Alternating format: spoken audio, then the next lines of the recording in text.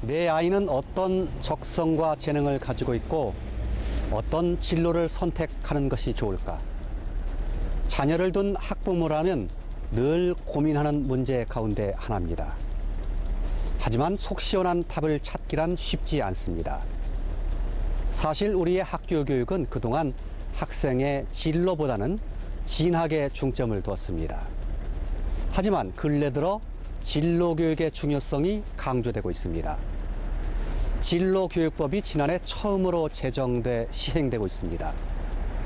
올해부터는 모든 중학교에 자유학기제가 도입됐습니다.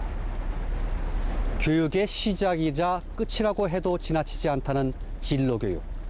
어디까지 와 있는지 그 현실을 들어보았습니다.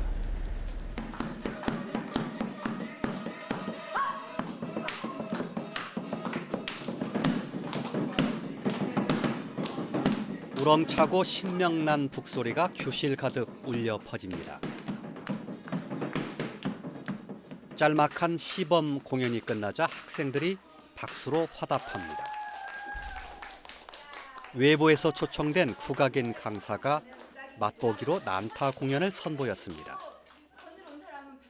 이 시간은 진로 탐색 수업입니다.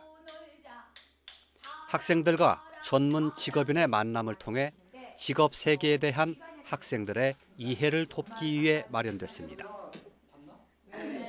이번에는 문화기획 일을 하는 강사가 강단에 섰습니다. 문화기획은 학생들에게 그리 익숙치 않은 분야입니다. 축제 같은 거를 하나를 하려면은 굉장히 많은 분야의 사람들이 오십니다. 자, 여기 지금 촬영을 해주고 계시는 이런 취재분들도 오시고, 그리고 여러분들 좋아하는 가수들이나 아이들도 오고. 그렇죠. 그렇게 물어봐야죠.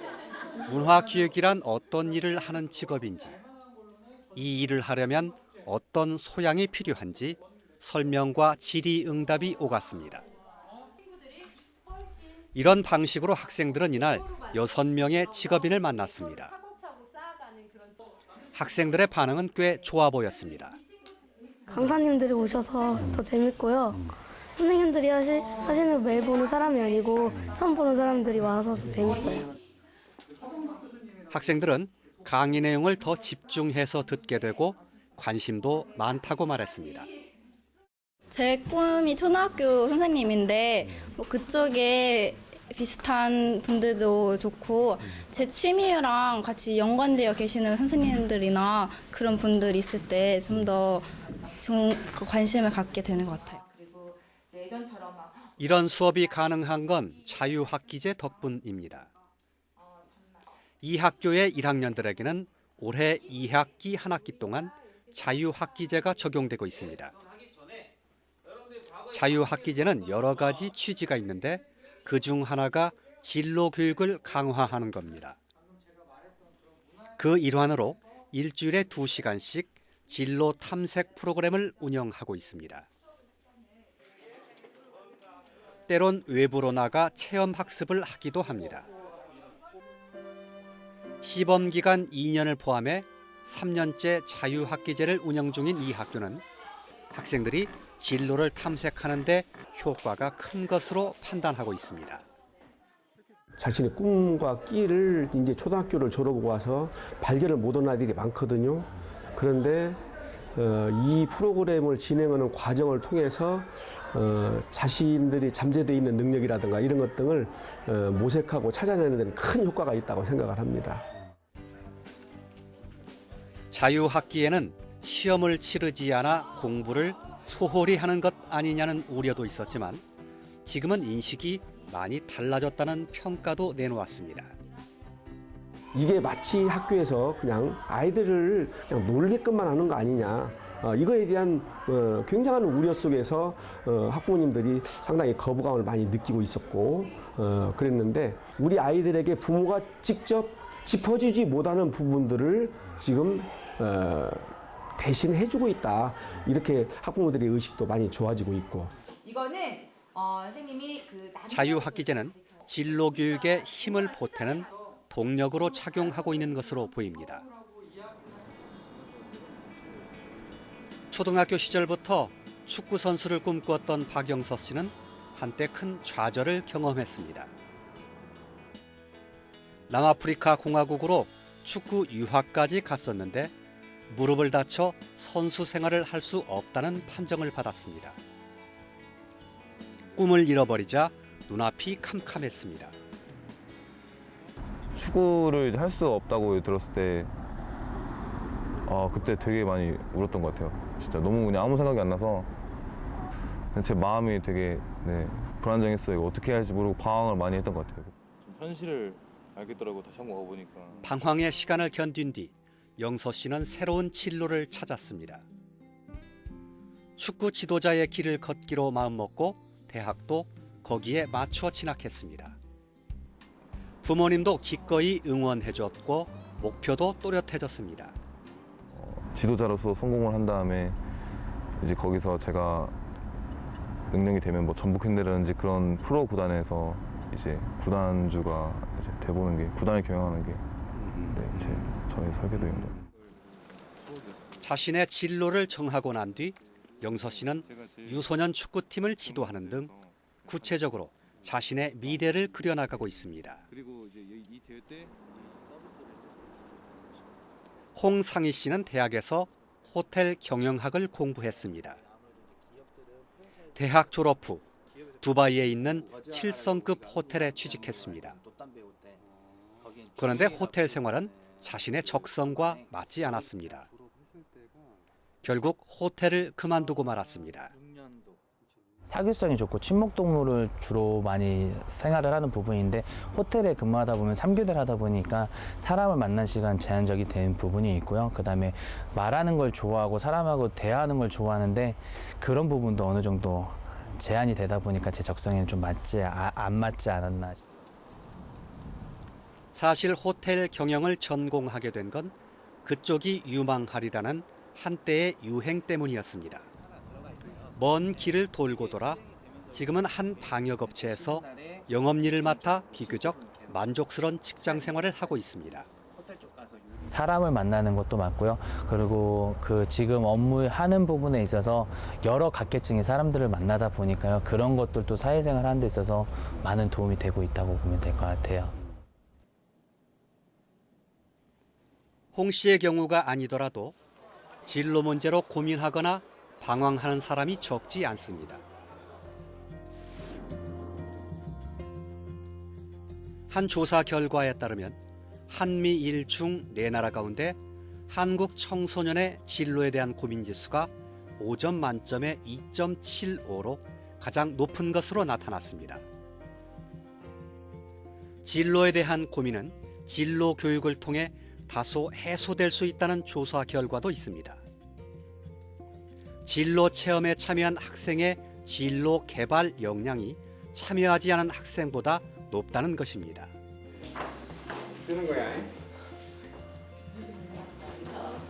한 중학교의 수업 시간. 학생들이 미래의 유망 직업을 조사한 뒤 그 내용을 발표하는 시간입니다.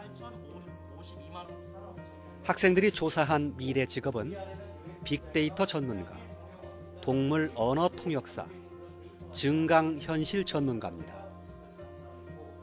인터넷을 뒤져도 자료를 찾기가 쉽지 않은 직업들입니다.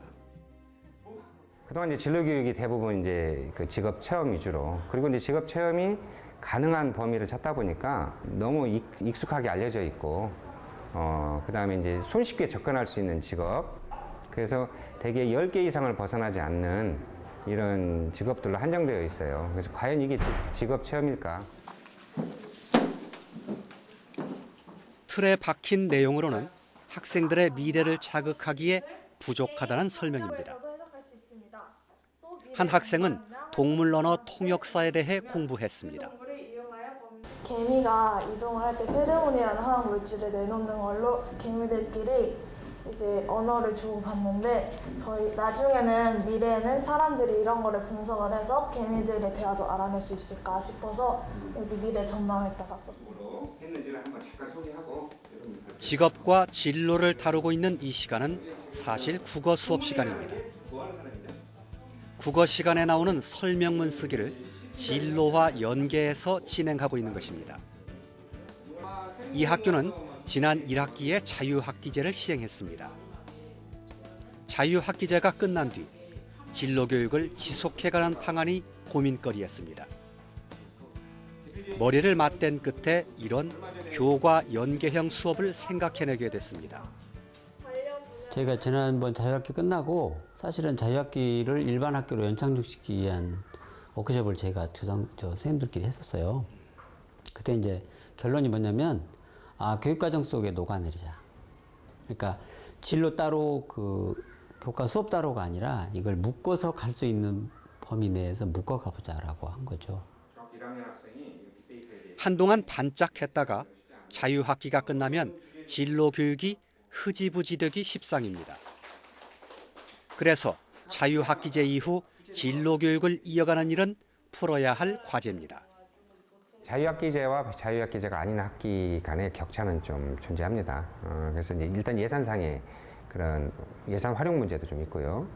기관에서도 그렇고 학교에서도 그렇고 이 자유학기제의 어떤 취지라든가 이런 것들이 이제 학기 간 연계 혹은 학년 간 연계까지 더 확대돼야 된다. 이런 의견들이 좀 많이 있거든요. 동물 주련사가 꾸민 권범입니다. 대학 진학이 성큼 다가온 고등학생 때도 진로 교육의 중요성은 빼놓을 수 없습니다. 이 학교의 경우 한 학기에 18시간씩 진로 창의 수업을 진행하고 있습니다. 오늘은 자신의 진로를 스스로 탐색하고 친구들 앞에서 발표하는 시간입니다. 큐레이터라고 제가 그냥 딱 정해놓기만 했지 막 자세하게 제가 설명하지 않았잖아요. 여기서 설명할 건데요. 저는 청소년을 대상으로 하는 박물관 큐레이터가 되고 싶습니다. 이런 수업은 모호했던 자신의 진로를 더욱 구체화하는 데 도움이 됩니다. 이 수업을 담당하는 선생님은 진로진학 상담교사. 600시간의 연수를 받고 학생들의 진로만을 전담하는 선생님입니다. 문제는 진로 상담교사 배치율이 30%대에 그치고 있는 점입니다. 전문성 부족이 우려되는 대목입니다. 근데 만약에 진로진학 상담교사가 없는 곳은 비교과 다른 교과 선생님들이 맡아서 하겠죠. 근데 그분들은 연수가 많지 않아서 아무래도 프로그램 짜거나 하는 것이 좀 깊이가 아무래도 적지 않을까 이렇게 생각해 봅니다. 학교마다 운영되는 동아리 활동도 진로를 탐색하는 데 중요한 수단이 될 수 있습니다. 진로가 비슷한 친구들과 생각을 나누면서 시야가 넓어지게 됩니다. 동아리 활동을 통해 각종 대회에 출전해 수상 경력을 쌓을 수도 있습니다. 확실히 직접 실험을 해보는 것과 생각만으로 설계도를 머릿속에 그려보는 것과는 좀 많이 다른 차이점이 있고 나중에 만든다는 것을 감안해서 현실적으로 가능한 것을 설계도로 머릿속에 그리기 때문에 좀 더 나중을 위한 체계적인 그런 훈련이 된 것 같아요. 이런 활동은 대학 진학에도 큰 도움이 된다는 게 교사들의 설명입니다. 최근 대학 입시는 학생의 적성과 재능을 반영하는 쪽으로 전형 방식이 크게 바뀌었습니다. 이 때문에 자신의 진로를 찾는 일은 곧 쉽게 대학에 진학하는 길이 된다는 겁니다. 대학을 보내기 위해서 상담할 때 가장 아쉬운 애들이 꿈이 없다 보니까 학과가 없는 가장 어렵습니다. 그래서 성적이 조금 안 좋더라도 자기 꿈이 뚜렷한 애들은 훨씬 진학시키기가 쉽습니다. 초등학생 10여 명이 한 커피 전문점에 모였습니다. 바리스타의 직업 세계를 배우는 현장 체험 교육입니다. 바리스타에 대해서 오늘 일단은 배워볼 거예요. 바리스타가 어떤 일을 하는 사람인지 어떤 보람이 있고. 허대중 씨는 무료로 청소년의 진로 상담을 도와주는 교육단체를 운영하고 있습니다. 허 씨는 학교에서 진로 교육의 하나로 진행하는 현장 체험에 적지 않은 빈틈이 있다고 주장합니다. 예를 들어 바리스타 체험에서 바리스타 하나에만 집중하는 건 단편적인 교육이라는 겁니다. 바리스타에만 집중하는 학생은 소수이고 다른 학생들은 커피를 볶는 기계, 찻잔, 커피의 국제 무역 등 다양한 분야에 관심을 가질 수 있기 때문입니다. 바리스타가 관심이 없어도 바리스타에 관심을 갖게 하는 경우도 있고, 두 번째는 그거보다는 더 중요한 게 다른 직업을 통해서 거기 안에 내재해 있는 직업의 소재들을 통해서 직업을 발굴해내고 나누는 이야기는 훨씬 더 첫 번째 바리스타 체험보다 더 중요한 역할을 저는 한다고 생각을 합니다. 결국 학생들의 호기심을 자극하고 시야를 넓혀주기 위해서는 입체적인 직업 체험을 유도해야 한다는 주장입니다. 그렇게 되려면 교사들이 충분히 공부하고 준비해야 효과를 극대화할 수 있다고 말하고 있습니다. 갔을 때 한 가지만 봐서는 안 되고 그곳에 간 김에 다양한 직업들을 체험할 수 있도록 미리 사전 작업을 해야 됩니다. 사전 작업을 해서 그걸 가지고 아이들이 직접 찾아낼 수 있도록 그런 작업을 통해서 입체화시키고 그리고 아이들이 직접 리드해 나가는 능동화 작업을 해야 되고,